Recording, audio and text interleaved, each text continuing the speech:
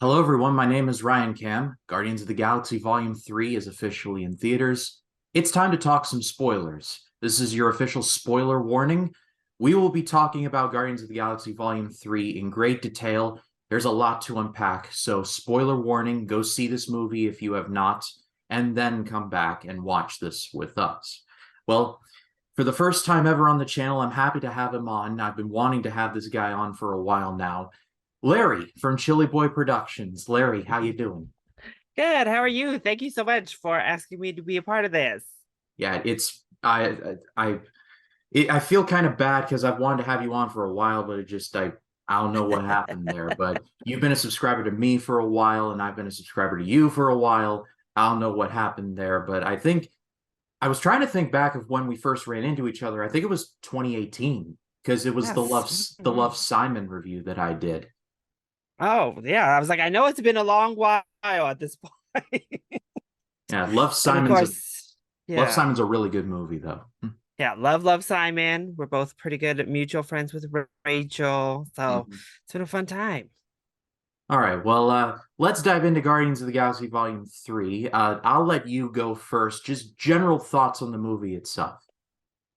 I really enjoyed Guardians of the Galaxy Volume 3, and that's coming from someone who thinks it's okay, but doesn't love Guardians of the Galaxy Volume 2. So I was interested to see where we were headed with these characters. Obviously, the Guardians have been through quite the shakeup since the last time James Gunn has had control over these characters. Other directors have taken them, uh, killed one of them, brought them back, and here we are. but from those trailers, you can tell they were going for a bit of an emotional conclusion here. I know a lot of us were expecting deaths amongst this team from those trailers. We're like, oh gosh, what is James Gunn gonna put us through?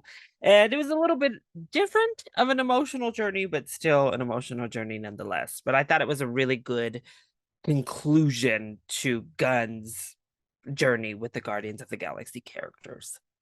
I read an interview that Dave Bautista said that, like, this is it. This is going to be the end for me as Drax. And that might as well have been emblazoned on a banner. Drax is going to die. And, well, no, that doesn't happen. Not that I would have wanted it to happen. I think that Drax is one of my favorites. But at the same time, it was like, yeah, there's gonna be a body count. And we didn't get that, strangely, but I'm oddly okay with that. Yeah, I think there was just so much other emotional heft going on that it made me also okay with it. I do think Marvel's been kind of like kill baiting us this year because I think they did that with Ant-Man too. They really kind of laid it on thick that we were going to lose, if not Ant-Man himself, we were going to lose somebody here.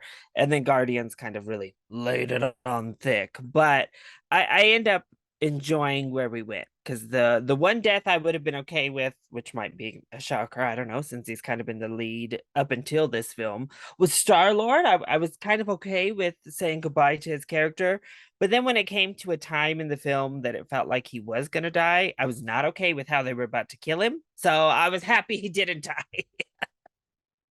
But I'm very happy Rocket didn't die because that's kind of what I was anticipating heading into the film. And if they put us through all this and then killed Rocket in the end, I would have been very, very upset. That's honestly a good place to jump off from because Rocket, this is pretty much his movie. He's the main character. We learned the most about him.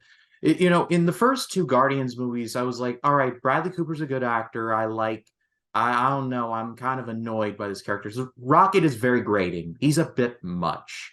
But here, it's like I get it now. I understand because we go on a journey and a half with Rocket just from where you see him and then he like basically is experimented on and then he makes these friends with these fellow like batch 89 what they call them and then like the one her name is Lila she dies which that was harsh. That was a harsh scene. And then claws the face off of the high elemental, and then Rocket escapes. Next time we see him in timeline, is Guardians #1, where we see him on the planet and Groot's drinking out of the fountain. So we learn a lot in like just one movie about Rocket. So I Yeah, think it this was is. I think it was all handled really well. Yeah, this is Rocket's movie, and retroactively, it kind of makes it, particularly with Lila's line to him, and then James Gunn kind of confirmed it on Twitter that the Guardians is kind of meant to be overarching, Rocket's story. And you feel that obviously a lot with this one. As I said, it definitely felt Peter Quill was the main guy for the first two films, especially that second film. But yeah, in so many ways, Rocket kind of has been. It's weird to say that because he is a bit of an abrasive character, but in a lot of ways, he's kind of a heart and soul of the Guardians team to this point, more so than some of the leads like Peter Quill or Gamora. It kind of is Rocket and Groot to an extent. Little baby Groot was hard to to be a heart, but particularly in the first, and I would argue again here in this third film, Groot kind of takes on that heart of the team aspect once more. And I loved Groot. I was a little bit nervous too because I thought his design was a little bit strange heading into the film. I was like, oh, how am I going to feel about this like bulky college aged Groot in this movie? Yeah, But what they do with his character is great. yeah, Swole Groot. Swole Groot, yes. Yeah, I was. And now he's like shapeshifter Groot. Yeah, very true. I was kind of walking in there thinking to myself, all right, Groot's cool and all, but I don't know, like maybe I don't know what they do with him. But honestly, he's given a lot of material to work with. And I love at the end where it's like he's like, I am Groot, I am Groot, I am Groot. And then his last line in the movie, I love you guys. I'm like, Oh, I loved it. wow. That was that was a nice little touch there. It's like a character development for us as the audience, to finally understand Groot right after Gamora does. And she was another character I was really curious about heading into this film. What do we do with Gamora? Like, she's the one that James Gunn, he didn't kill her and bring her back. Apparently, it was in the first drafts that he was actually going to have her die in the second Guardians film. Um, I'm if that was the case, I'm glad they went the route they did and didn't have her die there and had her have this journey. But I loved what they did with Gamora in this movie. I'm so glad that they. Oh, this is a trigger word for me, particularly after Game of Thrones season 8.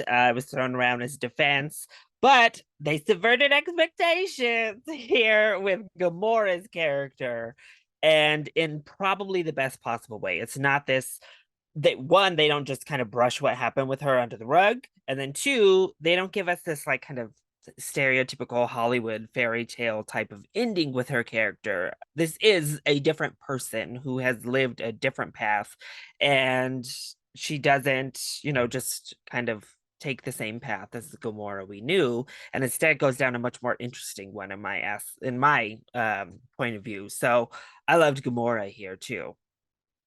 Yeah, when I first saw Gamora show up, I'm like, all right, here we go. And then we later learn she doesn't remember anything that happened like pre-blip.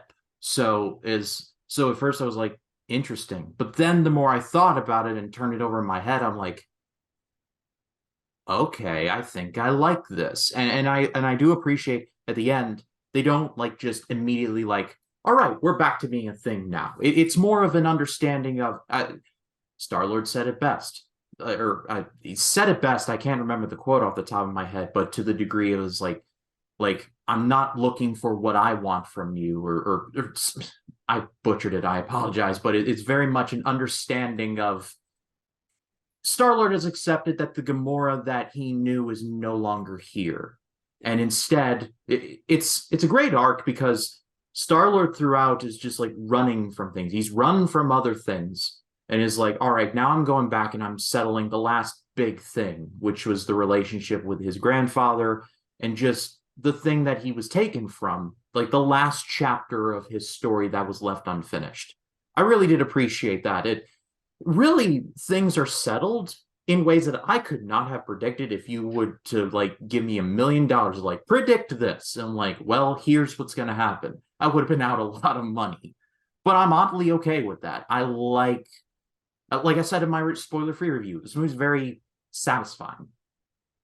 Yeah, it has kind of it's a sad ending in a way for us as fans. Certainly, it's kind of a sad ending, and for the characters because they basically split up. Like nobody dies, but there's it's not the Guardians team we've come to love anymore. They all go on their separate paths. They have separate journeys. Gamora decides to stay with the Ravagers. She goes back with them because that's like the family she's come accustomed to since Endgame. Peter decides to go back home and, as you said, reconnect with his Earth family that he has left while his grandfather is still here.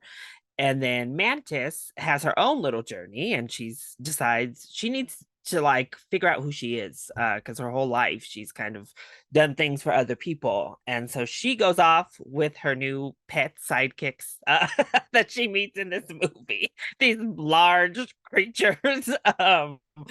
And that's I'm so glad they gave her an arc too because I really feel that she's had some fun little stuff to do, but particularly in the second film, that's a big part of what doesn't work for me. Is I feel like she's literally just like this weird punching bag for Drax the entire movie, and the comedy just doesn't work in that film between Drax and her. Like I don't know, it just felt much more mean spirited. Even in this film, in the first film, we have the sarcastic jabs, and it's a little bit of edgier humor, kind of making fun of each other, but it never feels mean except that second movie between Drax and Mantis, where you're just like, oh, this, I don't know, this kind of gross, Drax. Stop. So I'm glad she got her own arc to deal with. And then, of course, we have Nebula and Drax who stay behind to take care of this like colony of people and these new kids. And Rocket, Groot, and some of the other folks form the new Guardians, the Guardians presumably moving forward. I don't know what that looks like. James Gunn recently said he's cool with the fourth Guardians movie, helmed by someone else. And obviously, I assume it would follow that new Rocket team. We also saw that Peter Quill will return. That they didn't say the Guardians will return. They said Peter Quill will return in that little post credit moment. So we know he's coming back in some form or another. So I don't know. We left everybody kind of in a good place, but a very separate place. Exactly. Let's put a pin in Guardians 4 for a minute. Okay. I wanted to return back to one thing you said. One thing you said, and now I forgot. Oh yeah, about Mantis. I really enjoyed Mantis in this movie a lot more than I did in 2. Not that Yeah. it's necessarily bad, but I appreciated her more. I got heated when Nebula was like going in on her. I'm like, Mantis is like one of the funniest people in your team, and she's actually useful. There's a great scene in Guardians 3 where she literally like uses her power to like trick some of the guards to like dancing frenzy, and the dude's like Yeah. dancing and all of that. Like goes to another woman, violent rage, and she like goes off on it. So yeah, she is more of a comedic team member, but she actually contributes and she knows exactly what she is doing. She's just her only problem is that her heart is too big, I suppose. Yeah, definitely. And I think Mantis plays an important part of kind of the overall messaging. Obviously, the big messaging comes from Rocket because he is the main focus. One, it's a very which I guess I appreciate it, and because I spoiler alert, I'm a vegan animal person, so naturally I appreciate a very anti animal testing message.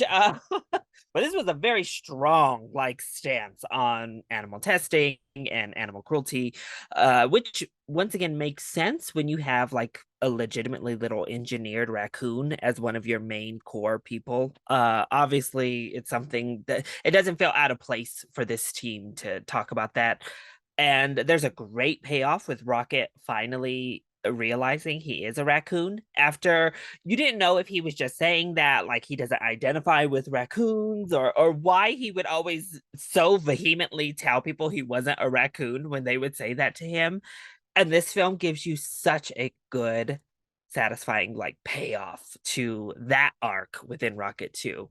But Rocket and Mantis with the animals themselves and these kids and the High Evolutionary really give the whole film is like basically a big empathy piece, and Mantis plays such a big role in that. With Nebula specifically, like their back and forth and different approach, and kind of meeting people where they are, accepting people for what they are. They don't have to be perfect. They don't have to be amazing. They just have to be what they bring. And I thought that was really handled well in this film. Yes, I agree. I think this is as good a place as any to talk about the High Elemental because talk about a surprise for me. I had no idea this character was even a thing. I hadn't read any comics with him, so I didn't know what to expect. Shout out to Check Woody Iwuji. I think I'm Very close. difficult name. But he absolutely crushed it. And really, it, I said in my spoiler-free review at first, I was like, you're going a little too over the top. But now that I've had some time to really sit and think about this performance, I'm like, it makes sense. This dude's trying to play God, and it is blowing up in his face repeatedly. Like he very much has tendencies and when I was watching it, I'm like, dude, you've literally created entire species. Why are you going after this one raccoon who just wants to be far away from you? But then I thought about it and it clicked in my head. Rocket was the one that got away. And so he feels like that is his lone failure. And so trying to isolate that failure and to try and understand why it was a failure, even if that means shuffling Rocket off of this mortal coil. I thought the High Elemental was a very deep character, and Chikwudi Iwuji really delivered. I hope he gets more work after this. He should, at least, anyway. Oh yeah, he was great. I agree. He's very animated in a lot of his expressiveness, but it definitely worked for the character. It worked for this setting. It's probably well, I thought Ego was good, but maybe it just happened a little bit too late in that film for me. But especially in comparison to like Ronan in the first Guardians film, this is easily my favorite of the Guardians villains so far in this series. And honestly, he'd be pretty high up on an overall tier list, I'd say, as well, for MCU villains who I think they've done a pretty good job recently of turning that part of their studio around, because that's been such a heavy criticism we've had. And if nothing else, it feels like they've at least turned the corner and given us a lot more interesting villains recently. And this is one that, I mean, he's just evil. Like he's just pretty much rotten to the core. He has that great monologue about there is no God. That's why I have to step in to his people. And I love that they had his people even be like, this isn't really what we signed up for. Like, no, you you have gone off the deep end, sir. And they stand up to him, futilely, of course. But yeah, he was a great villain. I do think his plan is one of my like weird sticking points with this film. I know. I feel like it's a thing to think too much about, but it's a very weird plan to me to like Teenage Mutant Ninja Turtles, all of these earthling creatures to create the perfect society. I don't know. It's very, especially when we established that what are they called? The gold folks, the warlock Sovereign. folks. The Sovereign. sovereign, thank you. Especially when you have the sovereign and he's like, "Oh, I've made you like physically the perfect specimens, but you're stupid." And it's like, "Okay, well then why don't you continue working on those? Like, I don't know, like continue down that evolutionary. If you've got the physical all perfect and you just need to work up here, I don't know, it seems like that would be the line you take, not animals, like not this weird. And some of these animals, I don't even know what the heck they were supposed to be. Like when we were in that little village and that woman who helps them and gives them her car, I'm like, what was your origin animal? I can't quite tell. Yeah. But it was a weird plan in that Mm. sense to me.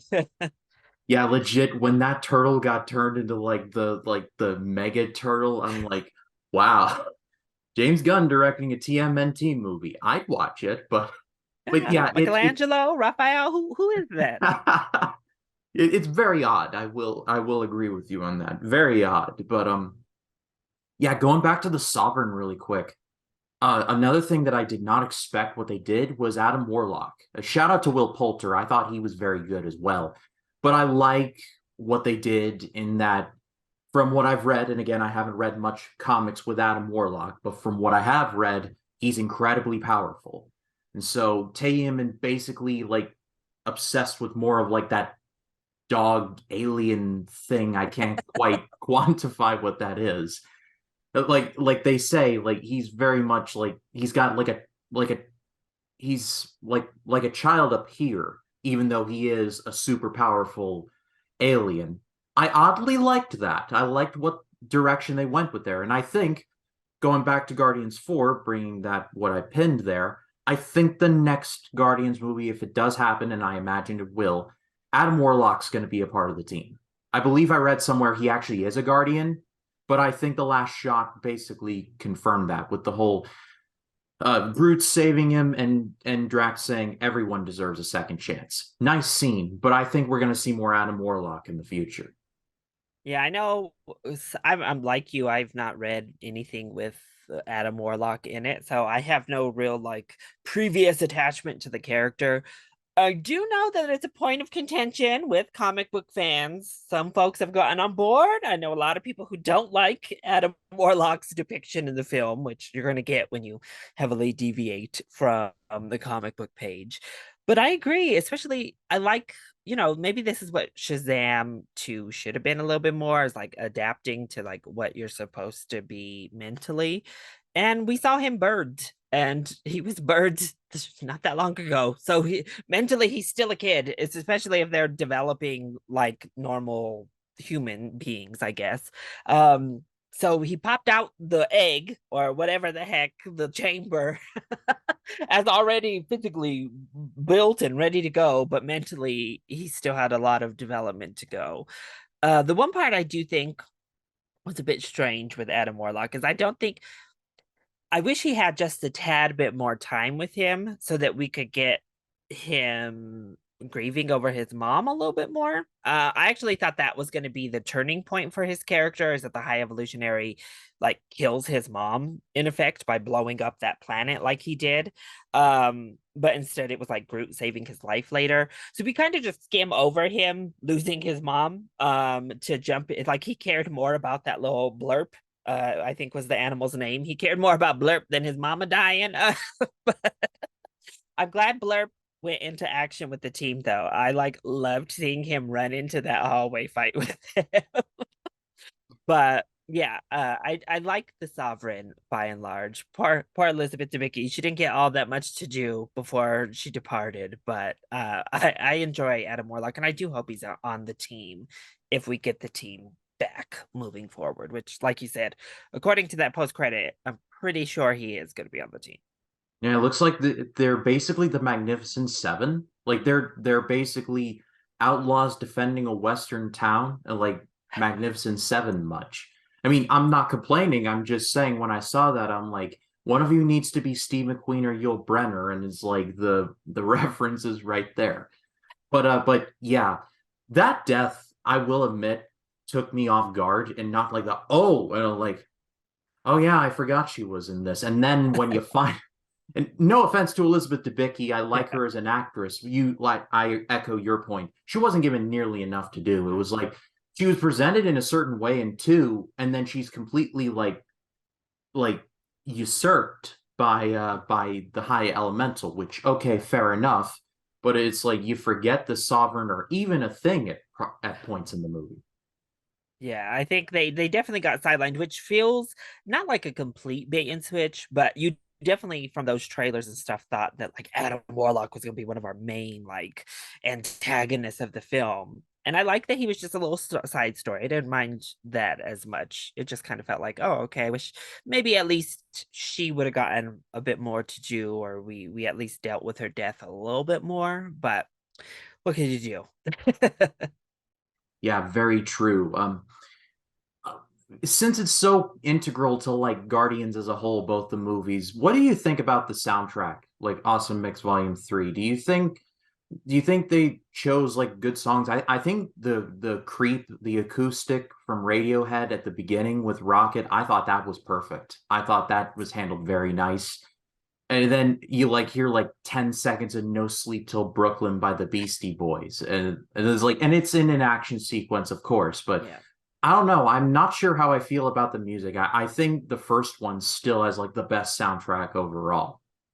Yeah, I think the first one still holds strongest. I also think the first one was able to integrate it the best. Like this one had moments of really integrating it well, but then there were other moments where it was like, okay, it feels a bit more like James Gunn just trying to stick to a shtick with some of those like action set pieces. Like it was just music in there, but they didn't necessarily feel authentic and as genuine to the action as something like Guardians 1.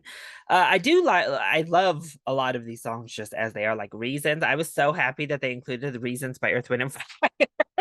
But it was in the action set piece, it kind of went in and out again. So I was kind of like, okay, the integration is okay, I guess. This one also spanned a lot more decades worth. Rather than having like that singular focus. I think that's what really helps the first Guardians. It's very singular in the era and everything that it's bringing you. Whereas this one, we're doing 70s, as I said, disco, like ballads for Reasons up through literally 2010s, 2009s with our final scene, which made sense because he's like, okay, I get to choose the music now. It's just not just Peter Quill's classic rock. We're putting on some Florence and the Machine to get rocking.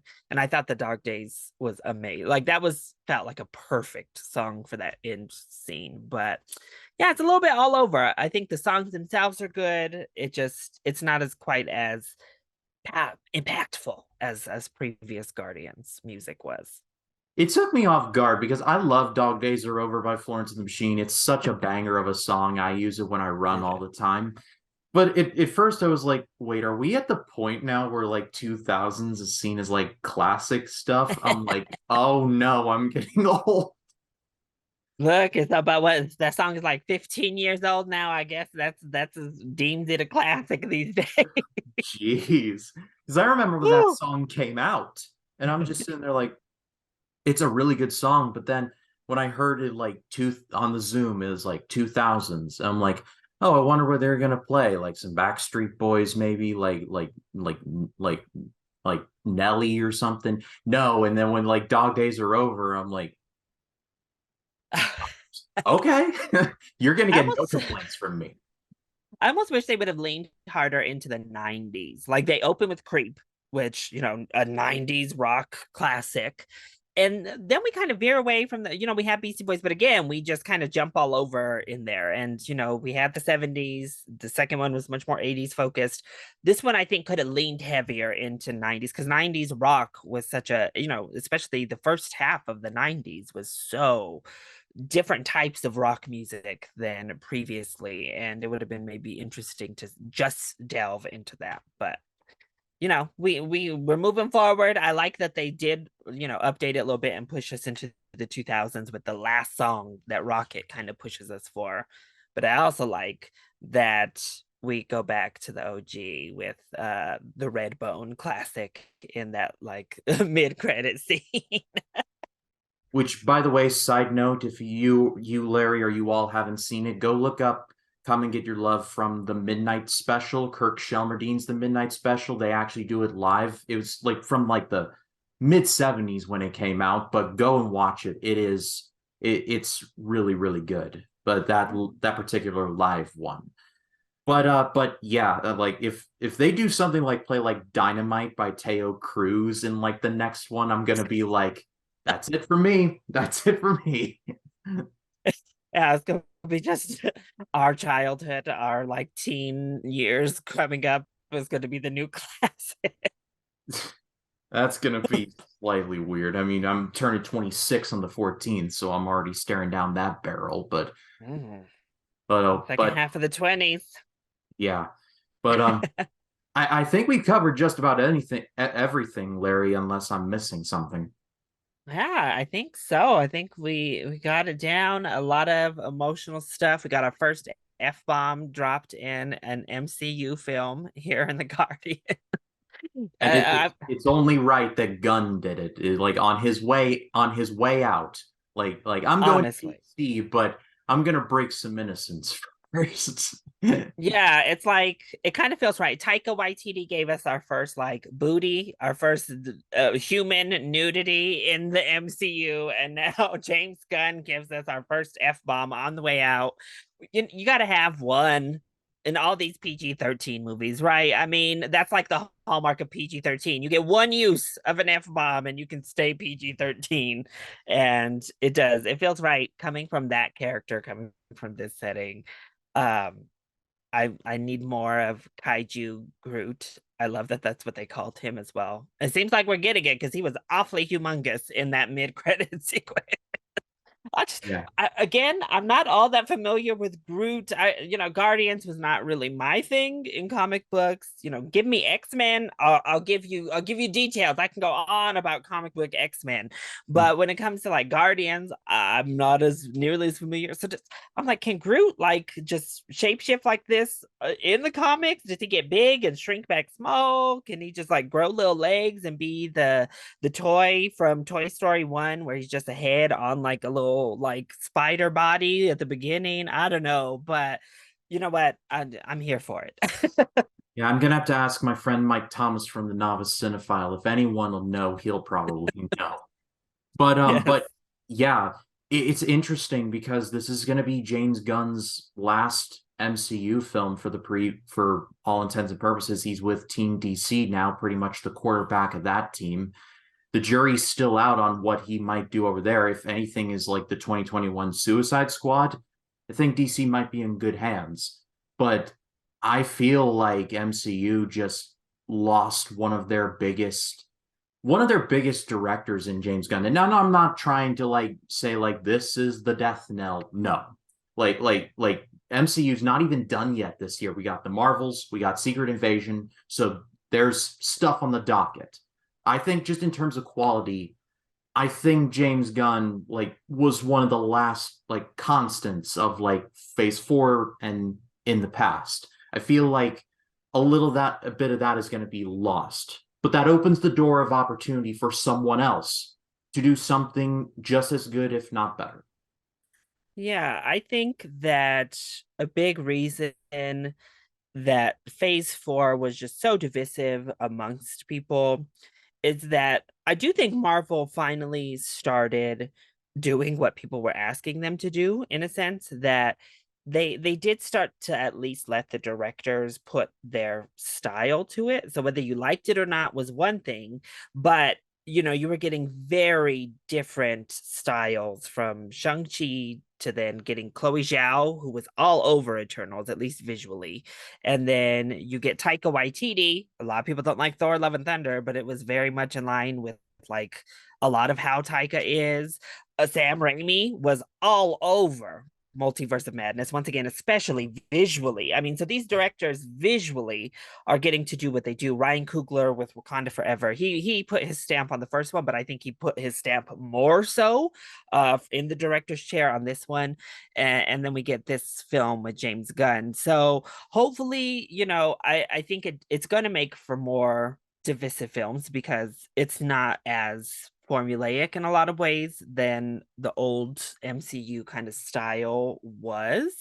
But if we keep moving in this path, I do hope that we get to see more directors really shine like James Gunn has. If you pair a director and a writer up with the right property, which is what I think happened here, we know that Gunn actually went to Marvel and pitched them like, I want to do a Guardians of the Galaxy movie.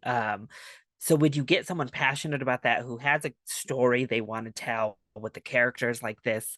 I think magic can strike again. I think the reactions are very weird to me to Guardians of the Galaxy 3. Not in the fact that people are loving it, but in the fact of how they're relating it to the MCU and like this is it. This is the final goodbye. Somebody even wrote like James Gunn is giving us permission to say goodbye to the MCU with Guardians 3. And I'm like, oh well, I don't know about all that. I didn't hear that in the script, but it seems very weird how people are reacting. Um, and yeah, you're right. The jury is still definitely out on him with DC. I'm excited still, just because I do think he's really good. All of his comic book stuff has been good to great. Um, I've been nervous with the way that news has been handled with DC Mm. ever since he's taken over. It's been very like, well, it's been a whirlwind of I mean, madness. it's a day ending in Y for DC. Like I remember when like DCEU was like peak cartoon levels of just crazy, whereas like The Flash has a new director, the director has left. This screenplay has been finished. They're going back to square one. All that was missing was the Curb Your Enthusiasm theme at the end. It was depressing and It's also funny at the crazy. same time. And even now, it's like, Henry Cavill gets to be Superman in the end credit. And then the next day, oh, he's the one person that we will not be asking back, period. Everybody else has a chance to come back, but that man. Or like Gal Gadot is kind of out, but yet she's going to be a cameo in all three of their major projects: Aquaman, Shazam. She's going to be in The Flash. I was like, what is going on? But we'll Oh see. man, the Flash, the Flash, the Flash, the Flash, the things you do to me. I'm gonna be so glad when that movie finally comes out because now we won't have to talk about it anymore because that movie's crazier than an elevator full of bats. But Absolutely nuts. But I we've mean, got I'm to excited to see what he does when his movies kind of start to take form because he's in that weird transition. I did love though that they were like, "Are any of the Guardians of the Galaxy 3 cast going to be in your Superman Legacy film?" And he said yes. And everyone's like, "Well, yeah, his brother and his wife." Duh.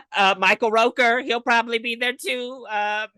Maybe Nathan Fillion. Like, we know the James Gunn crew. Somebody's gonna be in Superman when he takes over. Yeah, Dave Bautista will probably get a spot, which I wouldn't Yeah, be opposed to. look, some people were like starting to superimpose Chris Pratt to Superman and all that. We don't need all that. Hold on, let's No. not get wild. Listen, let's not get too crazy. But Yeah, let's not get ahead of ourselves now. But it's gonna be very interesting. And one more point before we go home. The Marvels is gonna be directed by Nia DaCosta, who previously directed the reboot of Candyman. I have not seen it. I've heard good things. So like to your point, where it feels like Kevin Feige's just like, all right, here's the checkbook, here's the keys to the car, do not crash the car. yeah, and I think phase four, maybe they were wrinkling it out just a little bit of like having that director freedom, but also still having like the Marvel checkpoints, like, all right, you can make the film you want, you can do it in the style you want, but we still need you to have these specifics to keep our story moving. And so let's see, and I think that's why maybe Guardians feels so refreshing to a lot of people right now is that it really wasn't setting up much for the future. Like it does by the end set things up, but it felt very much focused on being a conclusion rather than a midpoint to pushing Marvel forward. It felt like we need to take time to say goodbye to a lot of these characters, to say goodbye to James Gunn, even in the MCU. And I'm happy overall that they chose to take that route with this film. Yeah, I agree. Well, I pass it off to all of you. What did you think of Guardians of the Galaxy Volume 3? What's your favorite moment of the movie? Let us know in the comments. Love to read what you have to say. Larry, I've had a lot of fun talking about this movie with you. Hope to have you back on very soon. Why don't you tell everyone about your channel? Yeah, well, once again, thank you so much. I've had a great time talking about this film. You can find me over at Chili Boy Productions here on YouTube, and you can find me at Chili Boy Productions on Instagram and Chili Boy YT over on the Twitter. Those will all be linked in the description. Go give them a subscribe and a follow on all of those. And as for this channel, got Life in the Movies coming up on Wednesday, and then this coming Sunday on my birthday, I'm going to be talking about The Amazing Spider-Man 1 and 2 with Ryan from the Real Spective podcast. It's going to be a ton of fun. But if you like the video, leave a like and subscribe to the channel. Click the bell to allow notifications so when a new video drops, you'll be the first to know. For Larry, my name is Ryan Cam. We'll see you in the next one. You take care.